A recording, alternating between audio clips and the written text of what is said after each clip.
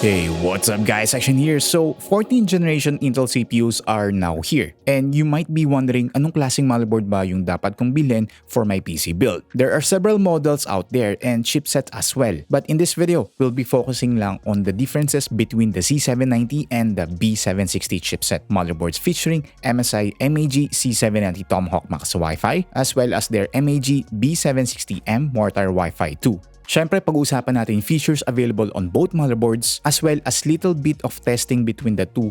So we're setting up two test benches with similar hardware para makita natin kung may pagbabago ba talaga or kung may significant difference in terms of performance where the motherboards is the main factor. Pero bago ang lahat, let's talk first about our processor or CPU na gagamitin, which is the new Intel Core i7 14700K. This one has 20 overall cores, 8 of which are P cores or performance cores, and meron siyang 12 E cores or efficiency cores. Unlock chip din ito so pwedeng i-overclock. For gaming purposes, obviously this is more than enough. And very powerful din ito for rendering workloads. May max turbo frequency of up to 5.6 GHz and base power of around 125 watt. Now let's talk about the motherboards. First is yung MSI MAG Z790 Tomahawk Max Wi-Fi. Being equipped with a Z790 chipset, this is the higher end motherboard between the two that we're using dito sa video. It has support for both 14, 13, and even 12th Gen Intel desktop CPUs, DDR5 memory as well as PCIe Gen 5 devices on both the PCIe slot and the M.2 slots, and also has support for the new Wi-Fi 7 standard out of the box. It also has 16+1+1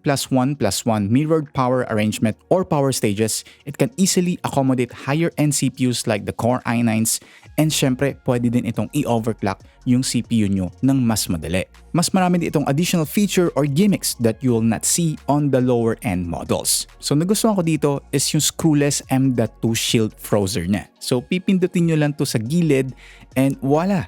Pull nyo lang yung heatsink and ma-access nyo kagad yung M.2 slot. On the other hand, we also have the MSI MAG B760M Mortar Wi-Fi 2. Almost the same lang, has support for 12 to 14 Gen Intel CPUs. DDR5 memory, but only sa PCIe slot yung Gen 5 support. So Gen 4 only lang sa storage. There's also the lesser power phases at 12+1+1 duet rail power system compared sa 16+1+1 that you'll find on the Z790, and also only Wi-Fi 6E support compared to the Wi-Fi 7 on the MAG Z790. Other features such as USB 3.2 Gen 2x2, 20GB per second, meron siyang 2.5GB LAN, premium thermal solution with extended heatsinks and M.2 shield frozer, SMT or surface mount technology sa PCI slots, 6-layer PCB made by 2-ounce thickened copper and server-grade level material, common on both motherboards. Now that we know the features and some differences between the two motherboards, let's introduce the other differentiating components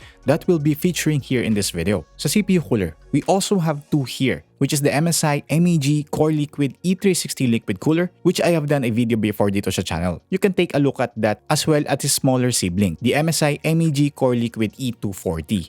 We'll test in the thermals and look at the difference using those two AIOs with the Intel Core i7 14700K. For this testing, we've tested some modern game titles at 1080p max settings as well as some synthetic CPU benchmarks para mas makita natin yung performance ng CPU as well as kung may significant difference ba between the two motherboards which has the same CPU. Tinesting din namin both non-overclocked and overclocked sa C790 to see how much can gain by manually overclocking the CPU. Medyo safe play tayo dito sa settings natin, pero I think this can still be pushed depende na lang sa headroom na available. And kung sa tingin nyo ba ay worth it ito compared to just getting a non-overclockable na motherboard like the B760 as well as lock CPU. As you can see dito sa games, there's not really much of a difference between the two motherboards, with F122 getting the most at only around 10 to 15 FPS difference, which is expected in this case.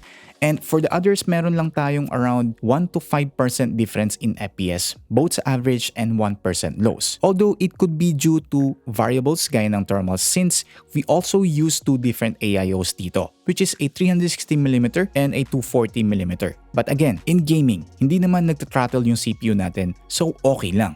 At least we have an idea then about the cooler's performance, di ba?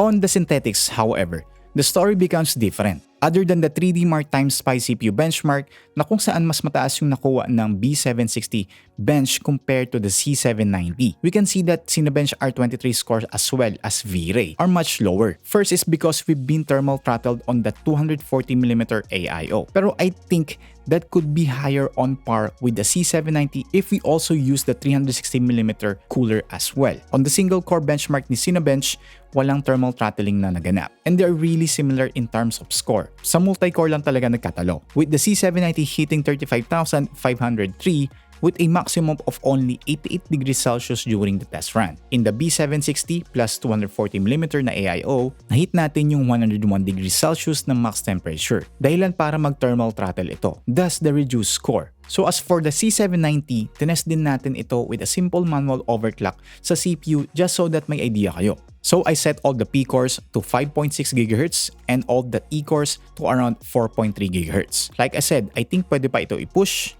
I think even up to 6 GHz as long as meron tayong thermal headroom or the CPU can still be cooled properly. And as you can see, that simple overclock can add 5 to 20% FPS in games. Syempre, mas mataas pa kung mas maganda ang overclock mo, but at the expense of hotter CPU times and of course power consumption. With that information in mind, I think it just boils down to what you actually need or want in your system. Gagamit ka ba ng higher-end CPUs like the Intel Core i7 14700K or even the Core i9s? Mag-overclock ka ba whether manual or automatic overclocking? Gagamit ka ba ng PCIe Gen 5 NVMe SSD or do you want the Wi-Fi 7 capability? And of course, kung may budget ka naman, then the answer is clear. Get the C790 motherboard since it has support for all the features mentioned and is probably better for long-term use because it has the newer standards na. Pero kung hindi mo naman kailangan ang karamihan sa mga features na nabanggit, like you're just using CPUs that don't really require that much power like the Core i5 or below or even some i7s, and wala ka talagang balak na mag-overclock totally, or you'll be satisfied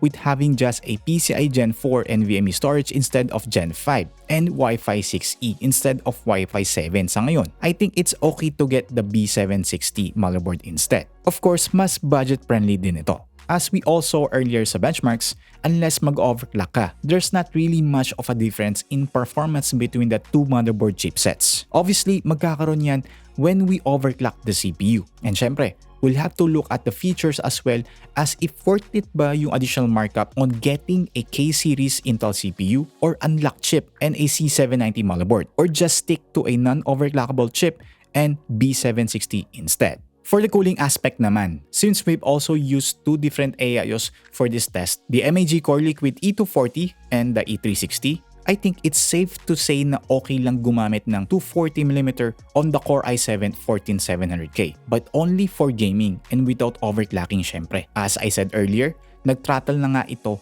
sa synthetic loads, so kung magre-render ka or any other similar workload, medyo wasted or sayang ang potential ng CPU mo. So I'd recommend picking the E360 cooler instead. So Xtian, question, okay lang ba na bumili ng unlocked CPU like the 14700K and then pair it with the B760 motherboard? Yes, okay lang. In fact, the unlocked CPUs have higher base clock and boost clock frequencies by default compared to their non-K variants. So kahit hindi ka mag-overclock due to being limited by the motherboard choice, okay lang. Though realistically, you'll be paying then a little bit higher for the additional performance, diba? So there you have it. Thank you guys for tuning in. This has been Xtian, so like the video, subscribe, I'll see you on my next video.